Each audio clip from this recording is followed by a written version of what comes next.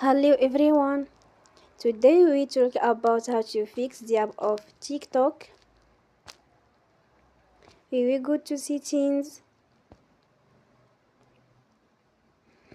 Then we click on apps. After that you will search the app TikTok and you will click.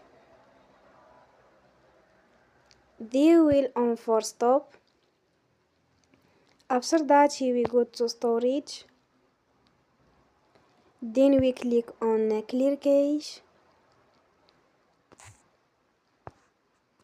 You will go to Play Store and they will update your app. Don't forget to support us by like and subscribe. See you next time and thank you for watching.